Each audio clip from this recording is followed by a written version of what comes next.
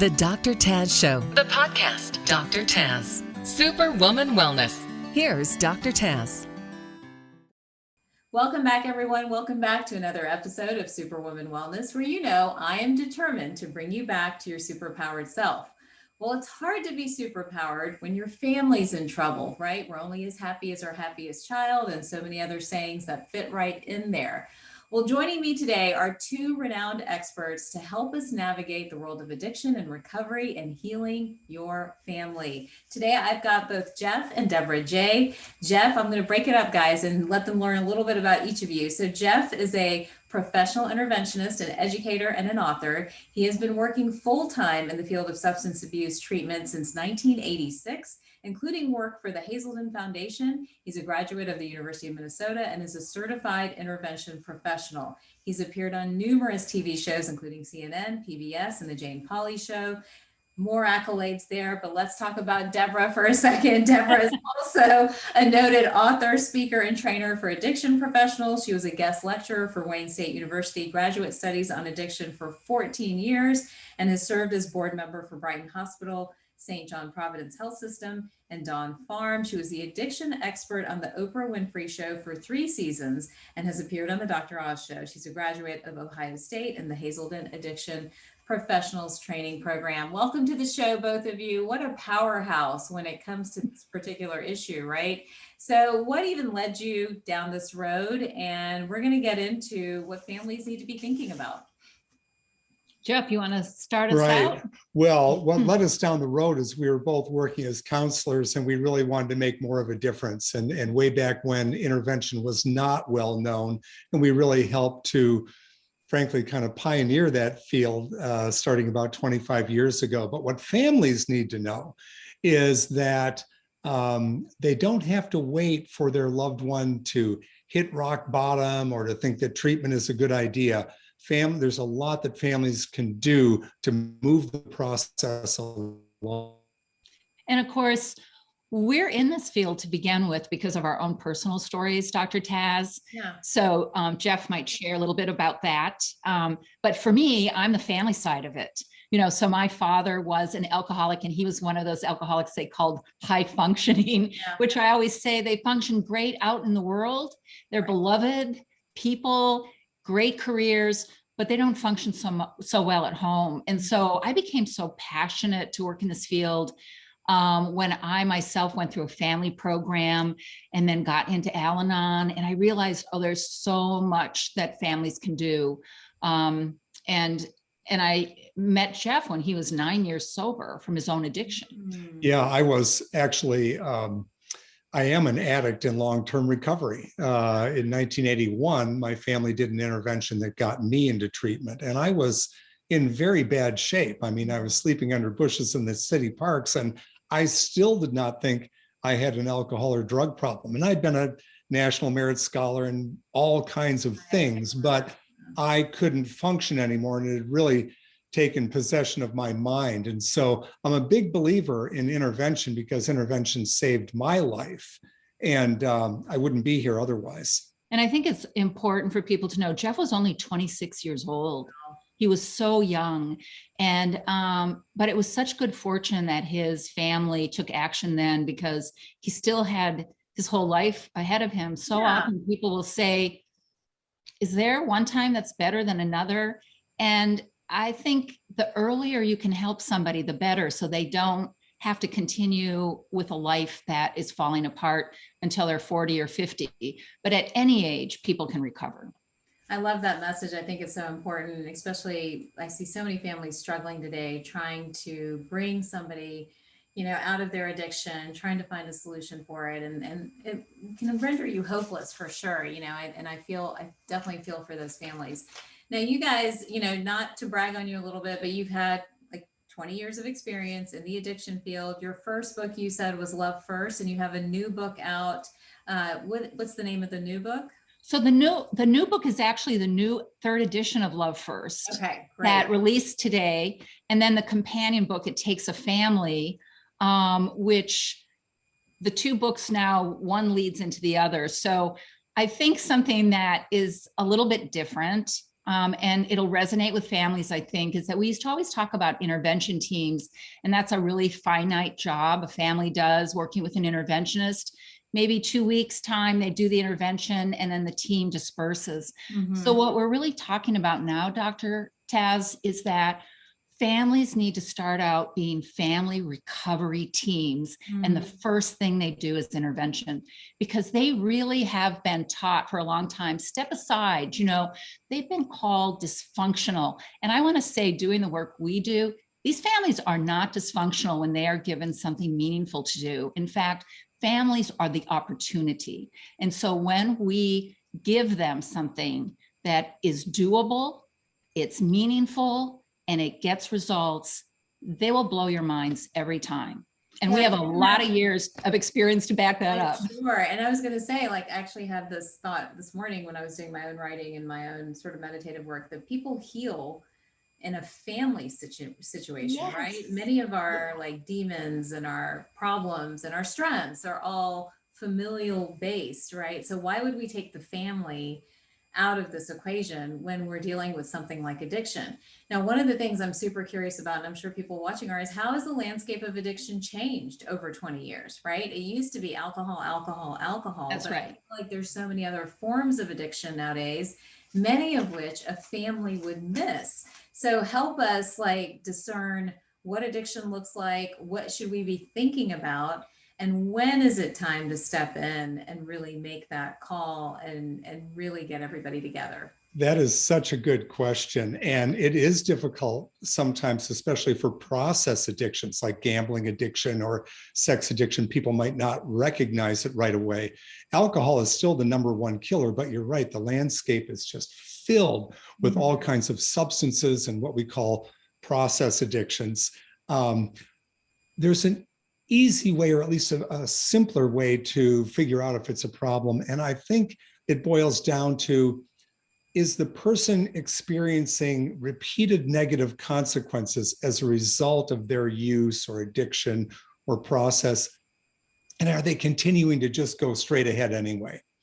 A normal person will kind of, quote unquote, normal person will kind of stop and take stock and try to make some changes and so on and so forth. Whereas the addicted person will normally become defensive.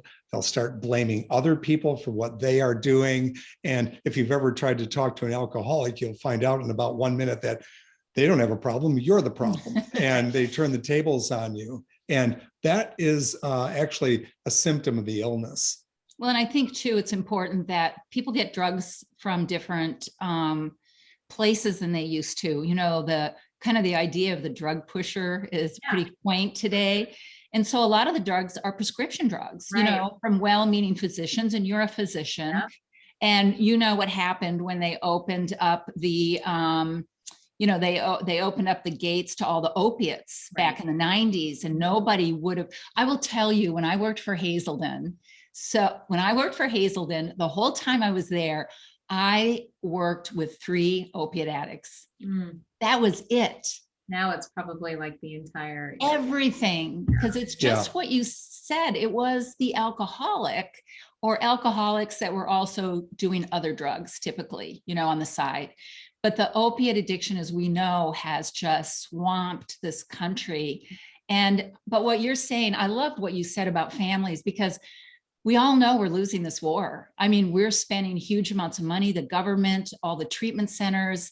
We're not solving the problem with everything we do. And we have to get back to a simpler place where we're creating a solution for families, because families need to know, however your beloved alcoholic or addict is acting outwardly toward you, inside, they still really care about you. Their true person loves you. They still want to be part of the family.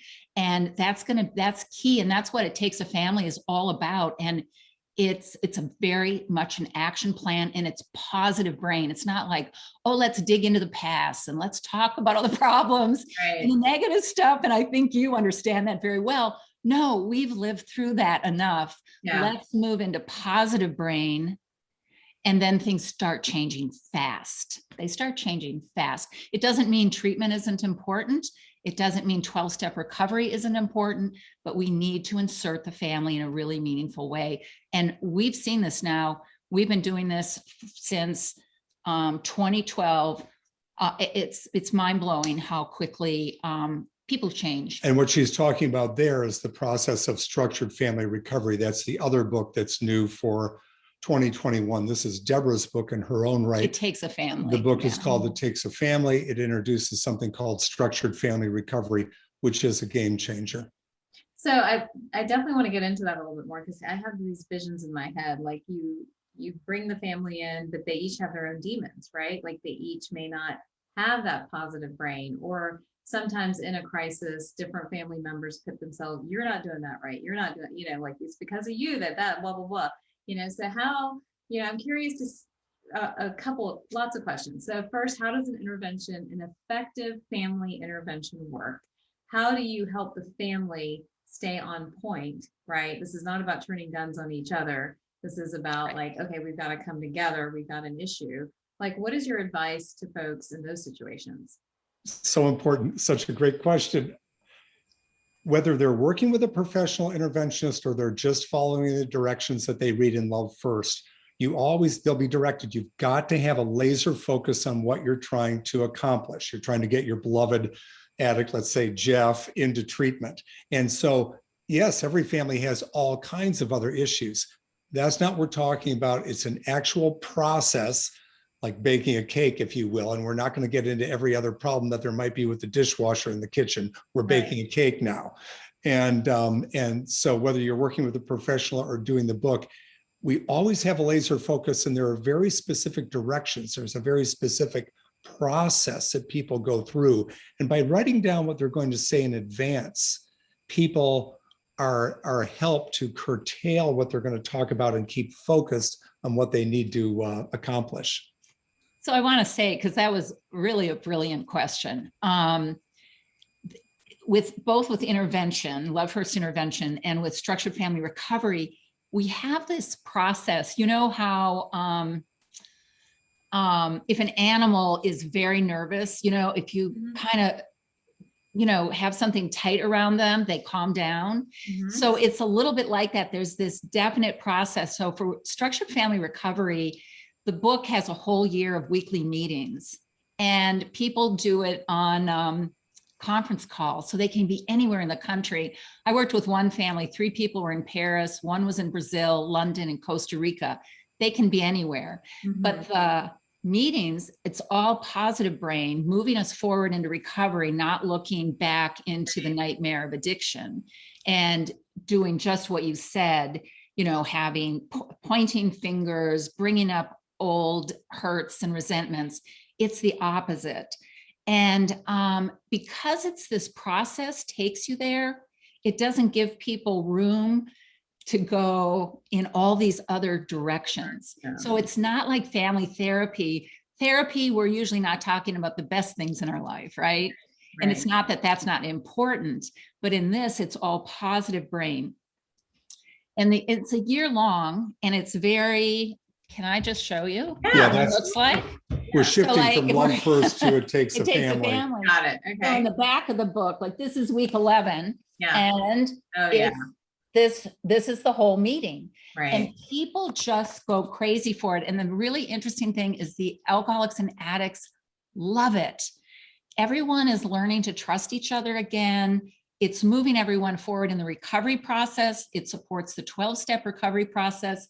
And what's really surprised us, I think, the most is that when families do it, they do not want to stop. So we have families who've been doing this for 2, 3, 4 years now. And I think it's because it's bringing everybody back together in such a loving, positive way, but it's so meaningful. And everybody is so interested in what everybody has to say. It's hard to describe it in a short amount of time. And it's a lot about people need this structure, but they also need either the expert in the book or the expert in person. Yeah. Like for a completely different thing, a family member may have been telling someone, you need to watch your diet, you need to lose weight, but they won't really do anything until they come and talk to you as their physician, and you'll say, you need to do this. They're like, oh, The doctor told me this now. Now I do. I live that one at home. But what was it? My daughter or my husband, I don't know which one, texted me an article recently. And remember, I wrote the 21-day belly fix and all these other books. Yes. So forget the fact that I have the practice. So they texted me recently that, oh my gosh, did you know probiotics can affect your mental health? And I'm like, I am out. You're like, hello. Really? How fascinating. Anyhow, not to derail you guys, but No, but exactly. And but yeah, it's a very cool thing. And I'll tell you just one other case just to show you the power of this. And it's so darn simple. I just think to myself, how did no one ever think of this? In fact, you'll appreciate this being a physician. Before the pandemic, when I would be speaking at conferences with professionals, I would always have nurses and diabetics come up to me afterward and to say to me, when are you going to do this for diabetics, like type 2 diabetes? Because of the power of propelling everybody forward in recovery and staying the course and loving it. I mean, not like begrudgingly, loving the whole process. Instead of just the identified patient. That's the downfall. That's the whole thing. The identified patient now feels like an equal with a family, and they're moving together forward, and they enjoy it so much. Oh, I know what I was going to tell you. So the interesting thing is it doesn't matter how bad, the shape of the family is. So there's one family we're working with now. Mom and dad were in a War of the Roses. Remember that movie? Divorce. Yep. And their son went into treatment, and this was recommended to them. So oftentimes treatment professionals would try to keep these family members apart because the divorce was horrific. And instead, mom and dad, the addicted son, and the other siblings all joined the team. And through this divorce, through the whole second year of this divorce, through the whole third year of this divorce, they were doing structured family recovery. And when they finished the year, instead of mom and dad saying, we did our part, we're going our separate ways, they said, we've got to do another year. So now mom and dad's divorce is finalized, and they're continuing to do this. That's amazing. So isn't that amazing? Yeah. And it's this meaningful but positive experience that people have, and they don't want to let go of it. Even when the family was so broken, one of the sons said, this has helped our whole family going through this divorce, not just my brother's addiction. Yeah, I think that's incredible. Yeah. So, if someone wants to begin this process, they can start with the book for sure, right? That's a good starting point for them. Perfect. And then we also talked about how early to start. You guys make a statement about not hitting rock bottom. When you're seeing those repetitive behaviors, those repetitive negative behaviors, is that the time to begin? Is that the time to pull everyone together? Like, when are you being overly dramatic and when are you being appropriate? And what happens when someone refuses treatment or relapses? What happens then? The thing that's really important that you're bringing up is when we love somebody and things are going wrong in their life, usually addiction is the last thing we think about. We come up with a lot of different excuses. By the time we're realizing, oh my goodness, this is addiction, things are bad at that point. And you want to move as quickly as possible. The old advice of hitting bottom, which actually is still given to families all the time. Yeah. First of all, you don't know if there's going to be a bounce to that bottom. That bottom might be prison. That bottom might be death. That bottom might be just destruction of your family, divorce, loss of jobs. But the other thing nobody talks about, Dr. Taz, is when that beloved alcoholic or addict hits bottom, the whole family hits bottom with them, including the smallest child, right? And that's just not acceptable. We have to raise that bottom to today. Right. And a really well-designed intervention is going to prepare for every eventuality. With Love First, Jeff will talk about that a little bit. Yeah, I mean, what I was going to say is that if people are thinking there might be a problem, it's worth getting a consultation with a professional, or at least learning more. The family, talk to a professional. Yeah, I mean, you don't want to try to make this thing up out of thin air. No. Just like any other medical problem, you want to seek some good advice, or at a minimum, be very careful about what you look at on the internet. It is so loaded with ads. There's so much bad information out there. Yeah. We have a tremendous amount of free information on our website. People can do the whole intervention process without, anyway, it's all there at lovefirst.net. Yeah, and tons of free stuff, podcasts, hours and with hours the best of minds in our podcasts. field from It's all all over free. the country. There's what we call snap trainings, or little tiny mini podcasts that take them through everything. Everything is free. And we do it because it's a scary world on the internet, as you know, that you can get a lot of bad information. And kitchen table solutions, families spin their wheels for a long time, and we don't recommend that either.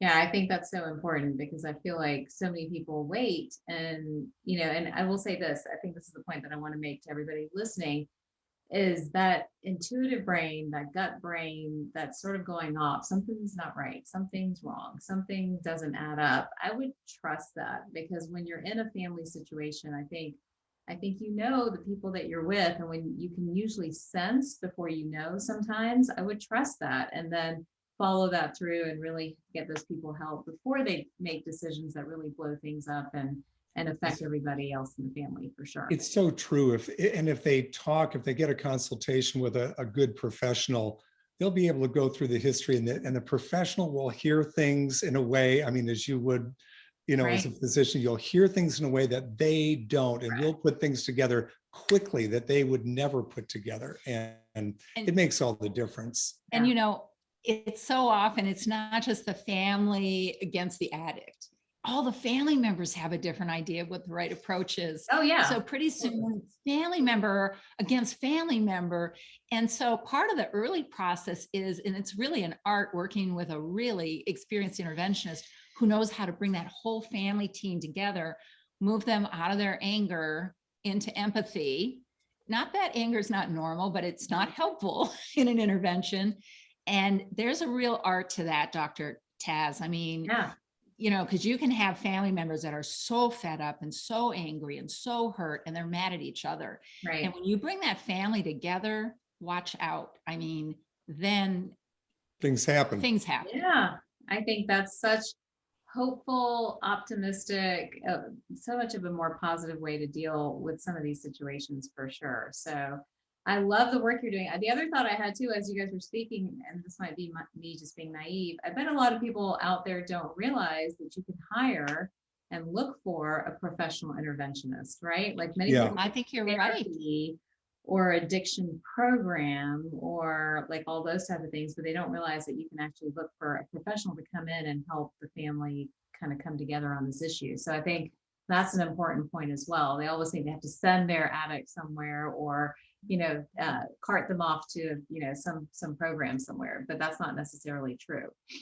You can and I'll tell you one place where you can get good recommendations for really ethical clinical interventionists is really, really good treatment centers. They will often have lists like the Betty Ford Center would, or Hazelden, or Karen, or those kind of treatment centers that have been around forever and have impeccable reputations. People can call them. They don't realize that too, just to get advice. We don't know what to do. Can you give us some first step advice? And the people that answer the phone are very capable and happy to do that for families. What you don't want to do is like Google intervention and then start clicking on the first ads. Like the first 5 links are all ads. They're all bad. And frankly, most of the time they're being paid to, funnel people to a certain treatment center. And it's a nightmare out there. Yeah. So you want to go get to the most ethical places and know that these people who work there, they're passionate about this. They're passionate about the family, the addict, the alcoholic, and they will give you good advice. Good starting advice. I love it. Well, the book is Love First, the 3rd edition. Also, it takes a family companion to the book as well. If people want more information, it sounds like they need to go to lovefirst.net. Did I get that right? You did. Correct. Awesome. Anywhere else that they should go for more information or to connect with you guys? Well, we have a great site. It's completely non-commercial. It's, it's just for families, and it's called gethelpgivehelp.info. And we did that simply because families are having so much trouble. It's little tiny short podcasts that go before treatment, during treatment, after treatment, And then don't forget the children, which has the Sesame Street videos for children with an addicted parent that were designed by Jerry Moe, who started the Betty Ford children's program. So that's all on there. Get help, givehelp.info. They'll do great with that. I love it. Such important information. And for anybody out there who's listening, and if you have a loved one in your family suffering from addiction, or you know a family dealing with this issue, please point them in the direction of these wonderful experts in these books, because it could really make a difference in their lives. We know that addiction, I hope I'm not misquoting, but addiction's on the rise. I feel like, I feel like I see younger people, professional people. I mean, it is rampant. I think it's a consequence of the stress in our society and the disintegration of the family. So this is something I'm pretty passionate about, with the family healing and helping to heal every member in there. So thank you both so much for your time today. This was fabulous. Thank We you. really enjoyed it. Thank you so much. Of course, you guys are doing amazing, important work. Such great information and resources. I hope everybody out there listening got all of that. And remember, if you like this episode of Superwoman Wellness, you can rate and review it and share it with your friends. Jeff and Debra, thank you so much. And I look forward to staying connected with both of you as well. Please, I'll see everybody next time.